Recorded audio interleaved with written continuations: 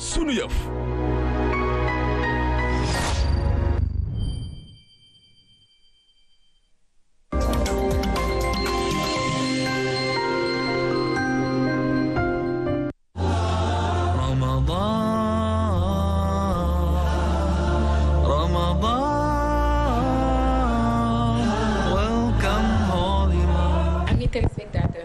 TV bonsoir dala télé nag jàmm ci seen émission ganu koor alors comme niñ ko defee démb def ko barki démb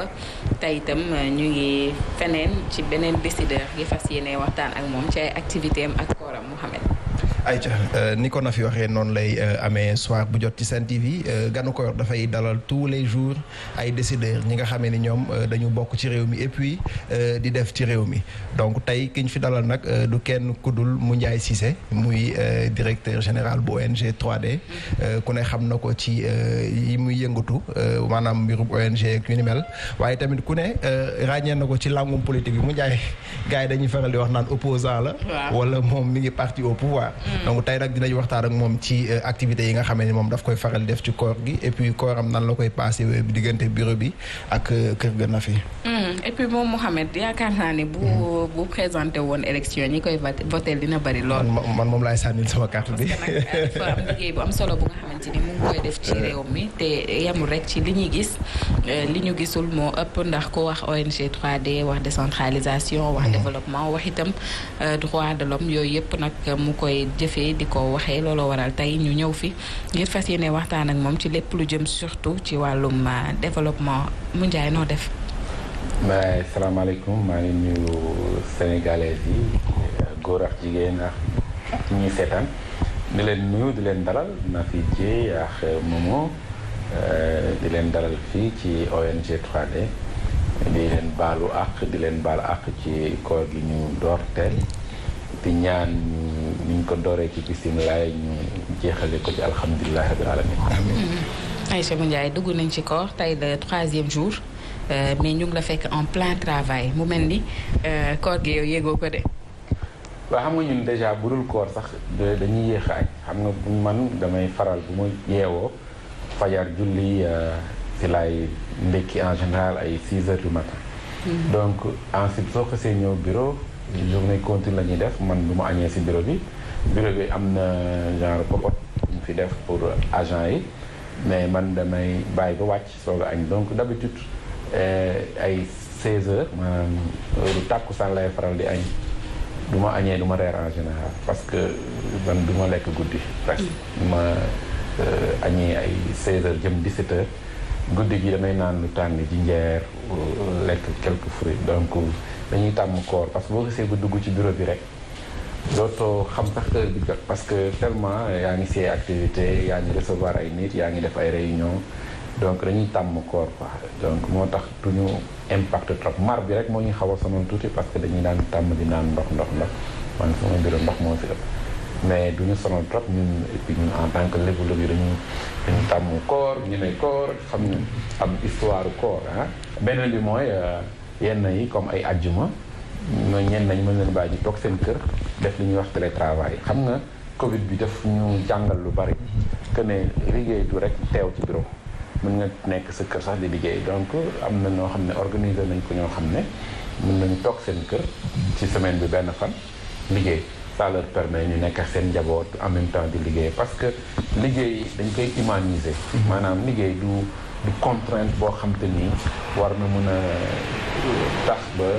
ñu def ko genre teew pour teew parfois nit ki mën na nekk sax këram avec les nouvelles technologies Covid bi wan nañu ne Zoom yenn réunion yi mën nañu ko defee suñu kër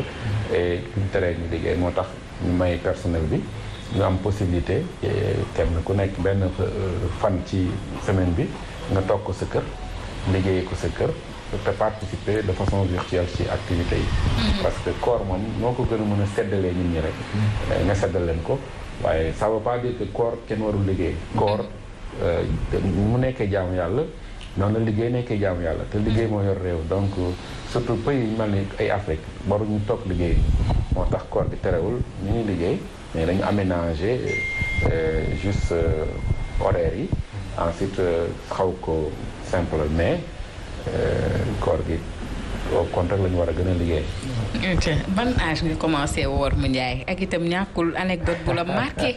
ci koor loo dund lu métti wala loo dund lu neex loo xamante ni mën nga ko partager ak téléspectateurs yi. man dama naan ban âge laa commencé jéem a woor. waaw parce que bu ñu amee 8 ans laa commencé jéem di woor di toppandoo. waaye daan metti après ñu génne sàcc naan mel ni woor nañu. parce que bu dog jotee boo woorulee da ngay sentir mel ni dañ la exclure si kër gi. donc ñun man bi ma nekk xale am 8 ans laa commencé di jéem a woor bu mettee ma làqatu tuuti xam nga naan ndox loolu def naa ñu nga jaar nañ si. bu ñu demee ba dëgër tamit bu koor gi dëgëraan yenn moment yi nga dem sangu boo sangoo da ngay sentir naanaale ndox wala nga jàpp naanaale ndox donc ba l'âge de 12 ans. ci laa commencé woor loo xam ne nii vraiment def la correct quoi. mais avant quand même dañ daan parce que bi ñu nekkee xale dañ daan def lu ñuy wax dàq koor. parce que dàq koor après ngay xam ne dafa xaw a jënduwul maanaam. man boobu maa ngi def Tëngéej dañ daan yeewu bu ñu jullee fajar rek dañuy dàq koor jóge Tëngéej dox ba sàngal ko. balaa ñuy yegg. mais yéen yoon bi yëpp foofu ay mango la ay mango dañuy parfois nga jël si mango yi sàcc ñu dàq la. xam nga parfois dóor la bu baax. parce que ñun li ñu am chance mooy dañ daan dem sàcc ginaar même bu ñu daan def ay 31 décembre xam nga ñun ci kër lañ daan baale lu jëkk lañ daan def lu ñuy wax cholédéra 31 décembre koñ yi da daan bari ay soirée da ngay gis kër gu nekk am soirée. donc bi ñu nekkee xale bu amaan feetu même 31 décembre dañ daan dem ci quartier yi nekk wër Tëngéej noonu ci ay kuunu naax yooyu sàcc fa ay ginaar organiser suñu soirée yooyu suñuy doom yi malheureusement dunduñu ko suñu doom yi bu ñu gisee si ndax sax mu def leen problème alors que ñu ne naan rëbb ay picc rëbb ay pitax di sàcc ay ginaar tout ça alors yooyu yëpp c'est des souvenirs yoo xam ne daf lay marqué léegi xale yi di ñuy fooyee ñoom unipersonnel yore seen tablette ñun téléphone sax bu ñu ko gisaan suñuy kër si benn quartier benn nit dafa daan am téléphone je crois social ak koor surtout dafa ànd dafa méngoo surtout que mois de partage la alors nan la mu Ndiaye di dundee loolu xam nga koor li ko tax a jóg c'est li si yàlla na moom mooy nit ki xam lu ci xiif ba mën a xam ne am na ñoo xam ne du benn weer lañ koy dund wala benn fan dañ koy dund au quotidien donc woor du yow nga woor rek pour beru weer bu dog jotee nga lekk li ngay lekk ak sa njaboot loolu du tax amul sensu koor yàlla dafa ñuy jàngaleale par pédagogie le fait que mu ñuy woorloo dafa bëgg ñu xam li nekk ci xiif pour war ñu ne xiif bi ni mu mette ci yow am na ñoo xam ne du benn fan lañ koy dund am na ñoo xam ne du benn weer lañ koy dund dañ koy dund au quotidien da nga leen war a xalaat loolu moo tax mu def ci muy weeru promotion pour wan la ne jàppalal ñi nga xamante ni ñuy dund ci jafe-jafe yooyu et donc ñun bu weeru koor jotee man ci weeru koor laay génne asaka en général bu weeru koor jotee ci laay génnee loo xam ne boo ko joxee nit sax mën na ci liggéey parce que asaka aussi defe naa loolu la gën a jariñ parce que nit ki war nga ko jox loo xamante ne du ko lekk tey mu jeex tey par exemple jël benn 5 millions tas ko par 50 10 000 pour man du loolu moom moo gën a important boo par exemple demee ba war a génn 5 millions asaka wala 10 millions asaka mën nga tànn 10 personnes ku ci nekk nga jox ko loo xam ne mën na ko téye ba déwén du soxla asaka ñun koor noonu lay fonctionner mais dans la discrétion surtout fi mu sosoo muy Rufisque foofu laay dugg am sama benn bras droit buy dugg tànn benn lis jox ko ay nit yoo xamante ne dina leen jariñ dara pas rek pour ñu dundee ko tey mu jeex tey voilà donc je crois que c'est ça qui est important et ñi ko mën buñ ko defee baax na buñ ko deful aussi buñ ko xalaatee moo gën parce que surtout dañu toll ci dëkk boo xam ne chômage bi bari na et état mënul jox ñëpp liggéey donc ñun non seulement si suñu ONG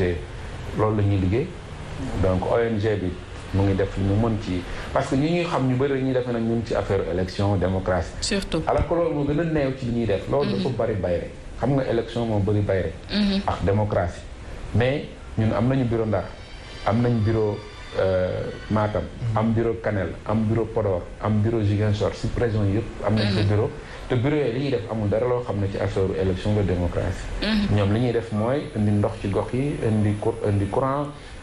def ay périmètres irrigués villageois indi ndoxum mbayum ensuite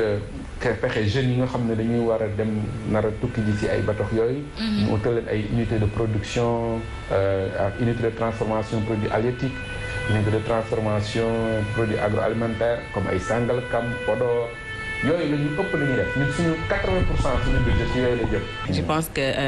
découvrir andoo nañ yeneen i activités yoo xamante ni ONG 3D dañ koy def rawatina ak seen directeur exécutif di Moundiaye Cissé waxtaan bi amoon na solo lool. macha allah waaw mais kuy ziar nag da ngay indi addiya. addiya bi moom yaa waaw moom comme mooy sama kilifa. wax naa waa 3D yëpp ne am na tey ñu ngi ziar fii. mooy sama kilifa. jaar naa ci nene bi may yéeg ci moom laa ko bàyyi. waaw bàyyi ko ci kontaan mu ci madame Faye waaw dina ko dencal. en tout cas maa ngi leen di féliciter ci liggéey bu rafet bi ngeen di def. di leen encourager parce que c'est bien que ñuy wane ay modèles. ci réew mi xam nga nit bu defee njomb ñu weer ko.